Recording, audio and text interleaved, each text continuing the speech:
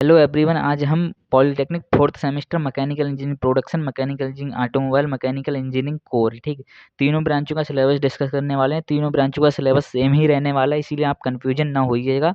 तीनों ब्रांच हैं जो तीनों का सिलेबस सेम रहने वाला है। तीनों का सिलेबस मैं इसमें बताऊंगा जो एक तीनों ब्रांच का सेम रहने वाला है। पहली बात तो सिलेबस, ठीक है। अब फोर्थ सेमेस्टर के सिलेबस के बारे में हम बात करने वाले हैं। पॉलिटेक्निक फोर्थ सेमेस्टर सिलेबस ये देख सकते हैं, यहाँ लिखा भी है फोर्थ सेमेस्टर सिलेबस, ठीक है। ये जो लिखा है फोर्थ सेमेस्टर सिलेबस तीनों का सेम रहने वाला है। मैकेनिकल इंजीनियरिंग ऑटोमोबाइल प्रोडक्शन और मैकेनिकल इंजीनियरिंग, ठीक है। ये सब्जेक्ट हैं जो आपको पढ़ने हैं।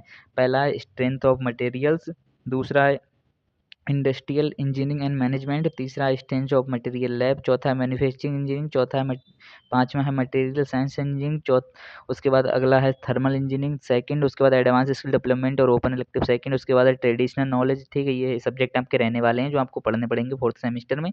तीनों ब्रांचों के लिए यही कॉमन रहने वाला है। ब्रांच में बता दूं आपको, प्रोडक्शन प्रोडक्शन है जो मैकेनिकल इंजीनियरिंग प्रोडक्शन, उसके बाद ऑटोमोबाइल, ऑटोमोबाइल के लिए भी यही है, और जो कोर मैकेनिकल इंजीनियरिंग उसके लिए भी यही है। तीनों ब्रांचों का सिलेबस यही रहने वाला है जो ये सब्जेक्ट हैं, ठीक है। अब हम सब्जेक्ट वाइज बात करते हैं, कितने सब्जेक्ट पढ़ने हैं, कितने का प्रैक्टिकल रहने वाला है, कितने की थ्योरी रहेगी और समर ट्रेनिंग होगी या नहीं होगी, ये सारे डाउट इस वीडियो में क्लियर करने वाला हूँ। इस वीडियो को एंड तक देखिएगा बिना स्किप किए, और वीडियो को लाइक जरूर करिएगा, सभी दोस्तों के साथ शेयर करिएगा जो मैकेनिकल इंजीनियरिंग से हैं, उन्हें पता चलना चाहिए उनका सिलेबस क्या है, क्या पढ़ना है, कितनी यूनिट्स हैं, ठीक है।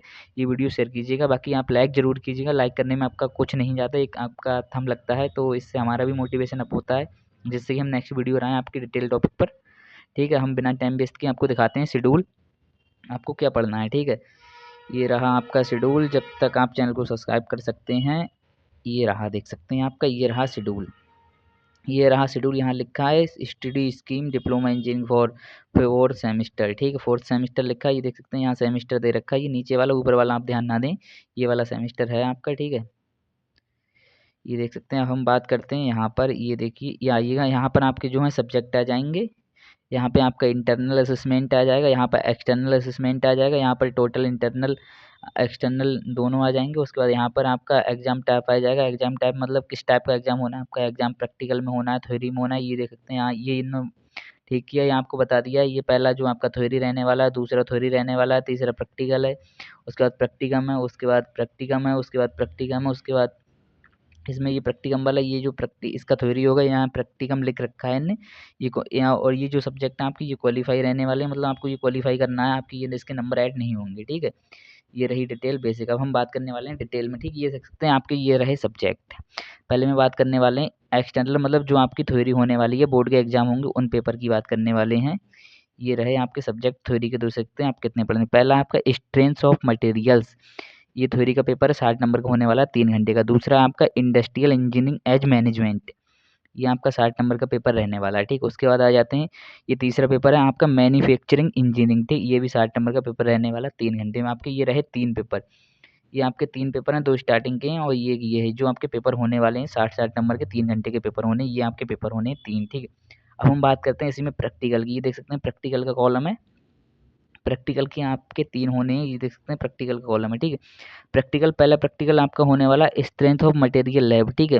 ये प्रैक्टिकल होने वाला आपका 40 नंबर का, ये 40 नंबर का प्रैक्टिकल रहने वाला है। उसके बाद आपका अगला प्रैक्टिकल होने वाला है ये मटेरियल साइंस एज इंजीनियरिंग, ठीक। ये भी 40 नंबर का प्रैक्टिकल होने वाला है। उसके बाद आपका प्रैक्टिकल है थर्मल इंजीनियरिंग सेकंड, इसका भी 40 नंबर का प्रैक्टिकल होने वाला है, ठीक है। ये वाला कॉलम जो है ये आपका प्रैक्टिकल का है, ये कॉलम देख सकते हैं आपके 3 ही प्रैक्टिकल होने वाले। ये वाला जो कॉलम है आपका, ये आपका उसका है क्या, थ्योरी का, आपके कितने सब्जेक्ट की थ्योरी रहने वाली है, ठीक है। ये रहे आपके थ्योरी प्रैक्टिकल के। ये आपके एडवांस स्किल टेस्ट हैं, ये आपको क्वालिफाई करना है, ये देख सकते हैं यहाँ लिखा है क्वालिफाई, और ये लिखा है नॉलेज एंड ट्रेडिशन, इसलिए भी ये भी आपको क्वालिफाई है, ठीक है। आपको मतलब क्वालिफाई करना है, इसके नंबर आपको परसेंटेज में देखने को ऐड नहीं करने हैं, ठीक है। ये आपके क्वालिफाई सब्जेक्ट रहने वाले हैं। अब हम बात करते हैं इसमें, देख सकते हैं थ्योरी कितने, थ्योरी जो आपको मैं बता रहा था अभी, देख सकते हैं एक तो ये है material of strength of material, इसका थ्योरी रहने वाला है। इसके बाद ये सेकंड वाले का थ्योरी रहने वाला है। उसके बाद ये तीसरा सब्जेक्ट है जो 60 नंबर का, इसका भी थ्योरी रहने वाला है। यहाँ प्रैक्टिकम लिखा है बट ये थ्योरी होने वाला है। अगर आप इलेक्ट्रॉनिक्स इंजीनियरिंग में देखें, पिछले थर्ड सेमेस्टर में एक सब्जेक्ट था LIC नाम का, उसका भी प्रैक्टिकम लिखा था बट थ्योरी हुआ था, ठीक है। ये थ्योरी रहने वाला है। बाकी ये आपके प्रैक्टिकल रहने वाले हैं, जहाँ प्रैक्टिकम लिखा है ये प्रैक्टिकल है, ये वाला ये आपके चारों प्रैक्टिकल हैं, ठीक है। ये जो है ये आपके चारों, एक तो ये रहा ये प्रैक्टिकल है आपका, एक ये रहा ये प्रैक्टिकल है, ये प्रैक्टिकल है। बाकी ये जो बाकी हैं ये सब आ रहे हैं आपके क्वालिफाई सब्जेक्ट हैं, ठीक है। ये रही आपकी डिटेल। अब हम बात करते हैं कॉलेज वालों के हाथ में क्या है, ठीक है। ये देख सकते हैं इंटरनल असेसमेंट में कॉलेज वाले आपके जो आपके पेपर लेंगे थ्योरी के, ये 40-40 नंबर के 2 पेपर लेंगे कॉलेज वाले। सीटी बोल लें चाहे आप प्री बोर्ड बोल लें, ये pre exam, pre semester exam, ये सारे आपके कॉलेज वाले लेंगे।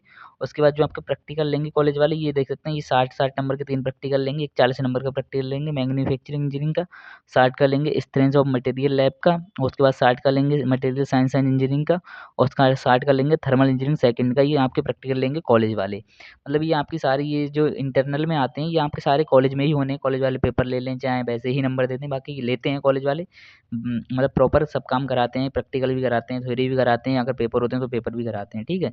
ये रही आपकी कॉलेज की डिटेल। ये देख सकते हैं कॉलेज वालों के आपके प्रॉपर नंबर कितने हैं। कॉलेज वाले आपको जो नंबर देने वाले हैं, ये मैं थोड़ा ऊपर बढ़ा के आपको दिखाता हूँ। ये देख सकते हैं कॉलेज वाले जो आपको टोटल देंगे 350 का है कॉलेज, मतलब ये 350 नंबर हैं जो आपके ये कॉलेज के हाथ में हैं। आप कॉलेज में अगर आपकी अटेंडेंस, ये कॉलेज वाले 350 किस बेस पे देते हैं, पहले तो अटेंडेंस के बेस पे देते हैं, उसके बाद आप कॉलेज में एससीए के बेसिस पे देते हैं। उसके बाद आप कॉलेज में टीचर्स के साथ आपका बिहेवियर कैसा है उसके बेसिस पे देते हैं। ये बहुत सारे पैरामीटर सेट होने के बाद ये 350 नंबर मिलते हैं आपको। 350 में से लगभग सारे कॉलेज वाले 340 अप्रोक्स 345 नंबर दे ही देते हैं। अगर आपका बिहेवियर ठीक है सभी टीचर्स के साथ, और आप एससीए वगैरह में खूब पार्टिसिपेट करते हैं, गेम्स जो होते हैं उनमें पार्टिसिपेट करते हैं, और टीचर के साथ फैमिली रहते हैं, कुछ उनके साथ कोई बदतमीजी नहीं करते हैं, बाकी स्कूल में लड़ाई झगड़ा नहीं करते हैं, ये तो नंबर आपको ठीक ठाक मिल जाते हैं। अब हम बात करते हैं आपको कितने नंबर लाने हैं जिससे कि आप क्वालीफाई हैं, ठीक। ये देख सकते हैं आपके जो नंबर हैं ये हैं 180 नंबर आपके थ्योरी के, मतलब 3 सब्जेक्ट आपके रहने वाले हैं, 3 × 60 × इक्वल टू 180, ठीक। 180 है मतलब 180 नंबर आपके हाथ में ये थ्योरी की। मतलब आप पेपर में जितना लिख के आएंगे, अगर आप पेपर में एक पेपर में 50-50 का करके आते हैं तो मिनिमम आपके 150 नंबर तो हो ही गए, ठीक है। ये आप पे डिपेंड करता है आप पेपर में कितना लिखते हैं, तो उस हिसाब से वैसे तो आपके 180 नंबर हैं आपके हाथ में, आप जितना गेन कर पाते हैं। उसके बाद करते हैं बात प्रैक्टिकल की। प्रैक्टिकल में ये आपके 120 नंबर हैं। 120 नंबर मतलब एग्जामर बाहर से आएगा, आपका वाइवा लेगा, फाइल वगैरह चेक करते हैं, तो फाइल तो चेक नहीं होती, मिनिमम वाइवा लेते हैं, वो लोग पूछते हैं, कुछ क्वेश्चन पुट अप करते हैं, उस क्वेश्चन को अगर आप रिप्लाई दे पाते हैं तो आपको लगभग, अगर ये 40 नंबर का प्रैक्टिकल है तो लगभग 40 में से 39, 48, 35, मतलब सॉरी 38, 35, ये इस हिसाब से नंबर दे के चले जाते हैं मतलब एग्जामर। तो ये भी आपके कॉलेज एग्जामर पे डिपेंड करता है। ये आपके टोटल नंबर जो हैं एक्सटर्नल वाले, मतलब जो आपके हाथ में आप एग्जामर को इम्प्रेस कर पाते हैं तो ये पा सकते हैं।